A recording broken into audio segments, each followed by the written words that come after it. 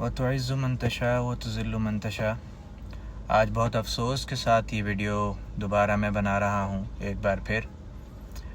आज ये हमारा शहर कराची फिर सियासत की नज़र हो चुका है और हमारे जो हुक्काम हैं वो ख्वाब खरगोश के मज़े लूट रहे हैं, क्योंकि उन्हें पता ही नहीं कि आवाम के मसाइल हैं क्या, आवाम की तकालीफ़ हैं क्या।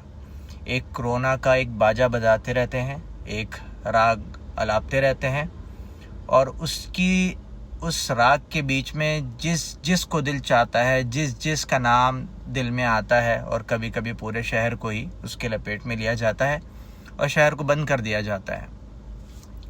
मेरी एक गुजारिश है और एक सवाल भी है। कोरोना इतनी सख्त वबा है और आगे इसके और भी वेव्स आती रहेंगी। मेरा ख्याल जब तक इसकी आखिरी वेव आएगी, या तो हम नहीं रहेंगे, या फिर ये शहर नहीं रहेगा, या फिर ये मुल्क नहीं रहेगा। पूरी दुनिया में तरीक़ाकार ये है कि वैक्सीनेशन कराई जाती है और उसके बाद लोगों को जीने का हक दिया जाता है, फ्रीडम दिया जाता है।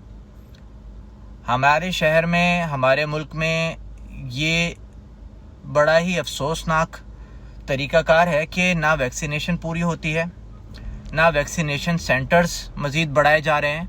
2 साल होने वाले हैं इसी कोरोना के रोना को। और मुझे बता दीजिए कितने वैक्सीनेशन सेंटर्स बनाए गए हैं, कितने नए बेड्स लगाए गए हैं, कितने नए हॉस्पिटल्स बनाए गए हैं। चलें, ये तो बात आ गई कि कोई तरीक़ाकार नहीं है, कोई कोशिश नहीं की गई कि आगे कुछ ना कुछ किया जाए, कोई बेड लगाए जाएं, वैक्सीनेशन सेंटर लगाए जाएं हर इलाके के अंदर। जिस तरह पोलियो के कतरे ज़बरदस्ती जाके पिलाते हैं, तो उसी तरह वैक्सीन भी करा सकते थे, नहीं कराई गई। दूसरी बात यह कि भाई आप शहर को क्यों बंद कर रहे हैं? किस हक, आपको किसने हक दिया है? हम लोग टैक्स देते हैं, ये हुकूमत, ये शहर इन ताजिरों के और हमारे टैक्सेस के पैसे पे चलता है। आप हमसे नहीं पूछते किस हक से? हम क्या कुछ है ही नहीं? हमारे कोई क्या कहते हैं, इंसानी हुकूक है ही नहीं? एक शहरी के कोई हुकूक है ही नहीं कि वो कुछ कह सके या कुछ बोल सके? अब बात आती है कि कराची शहर में केसेस इतने ज़्यादा क्यों हो रहे हैं। तो मुझे ये बताइए कि पूरे सिंध में, पूरे बलूचिस्तान में कितने अच्छे अस्पताल हैं? गिन के, उंगलियों पे गिन के आप बता दीजिए। नहीं है। तो जब पूरा सिंध का सूबा कराची आके इलाज कराएगा, एक कुत्ते की वैक्सीनेशन के लिए भी वो कराची आएगा, जब एक ज़ख्म के इलाज के लिए भी वो, हर बीमारी, छोटी से बड़ी बीमारी के लिए पूरा सूबा सिंध, पूरा सूबा बलूचिस्तान कराची शहर का रुख करता है अपने इलाज के लिए, तो कैसे केसेस यहाँ पे शो नहीं होंगे? कैसे बीमारियाँ यहाँ शो नहीं होगी? आप क्यों टूल प्लाजा बंद नहीं कर देते? क्यों? क्योंकि पूरे सूबा सिंध की सारी सब्जी इधर कराची में ही आके बिकती है। सारे वहाँ के जो ज़मींदार हैं वो आपके अपने हैं, सारे जो वहाँ के आड़ती हैं वो आपके अपने हैं, सारी ट्रांसपोर्टेशन आपकी अपनी है। इस वजह से आप सब्जी मंडी बंद नहीं करते हो, आप टूल प्लाजा बंद नहीं करते हो कि दूसरे शहर से कोई आए ना।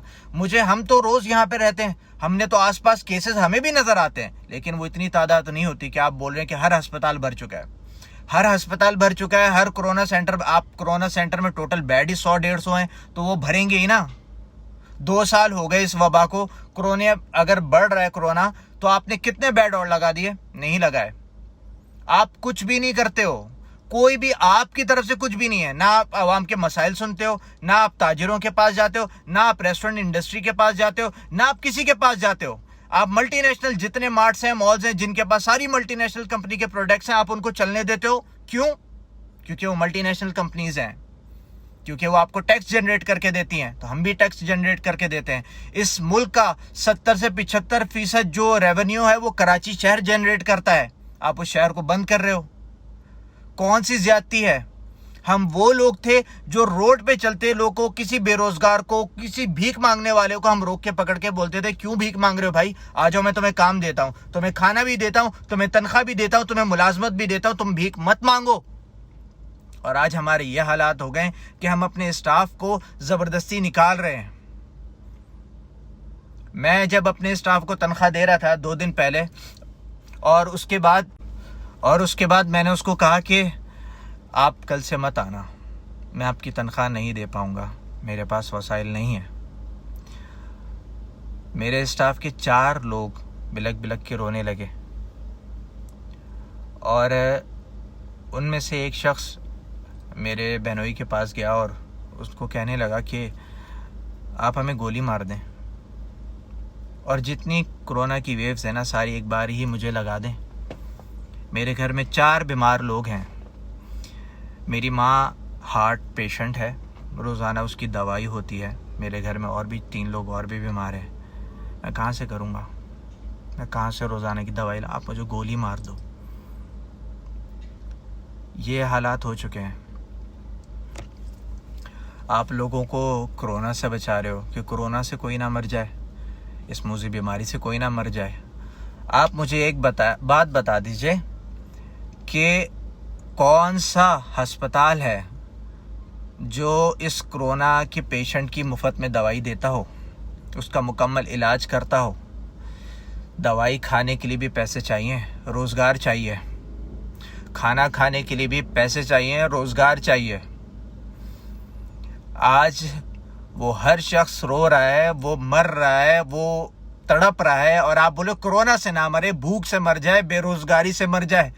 वो कहाँ से इलाज कराएगा अस्पताल में जब उसके पास रोज़गार ही नहीं है?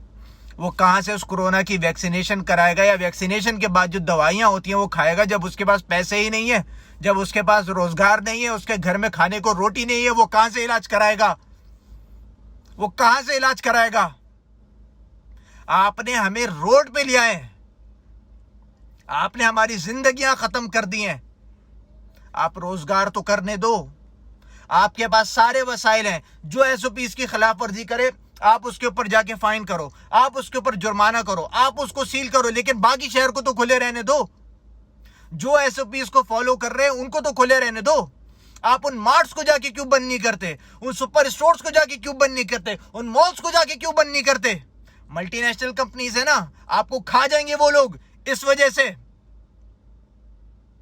हम मुतवस्सित तबके के लोग, बेरोजगार करने वाले लोग, रोज मेहनत मजदूरी करने वाले लोग, आपको हमारी गर्दन मिलती है, हमें ही आप मारें। एक गरीब कहां से इलाज कराएगा जब उसके पास पैसे नहीं है, उसके पास रोजगार नहीं है? वो खाएगा कहां से? आप कह रहे हो कोरोना, लोगों को आपने खुद ही मार दिया है। कोरोना से कम मर रहे हैं, आप लोगों की वजह से ज्यादा मर रहे हैं। वो इलाज ही नहीं करा सकता अपना। आप लोगों ने लोगों से सांस लेने का हक छीन लिया है। आपने रोटी कपड़ा मकान की बातें कर रहे हैं, आपने रोटी भी छीन ली है। हम लोगों को रोजगार देते थे, आपने हमें इस हालत में लिया है कि हम खुद रोजगार ढूंढ रहे हैं। हम बोलते हैं हमारी चाबियां ले लो, हमारे सिर्फ घर का खर्चा चला लो, हमारे रेस्टोरेंट्स, हमारा रोजगार सब ले लो, लेकिन हमारी बात सुन लो, हमारा ख्याल कर लो, हमें मेहनत मजदूरी करने दो। हम 18 महीनों में बर्बाद खत्म हो चुके हैं। आपसे हाथ जोड़ के रिक्वेस्ट है, गुजारिश है कि हमारी बात को सुना जाए, हमारी बात को आगे पहुंचाया जाए। आप तमाम जितने भी लोग हैं इस शहर के, उन सब के ऊपर हक बनता है कि वो इस वीडियो को आगे शेयर करें, फॉरवर्ड करें, ताकि हुक्काम बाला तक ये बात जाए कि हम लोग खत्म हो रहे हैं। आप हमें खत्म ना कीजिए।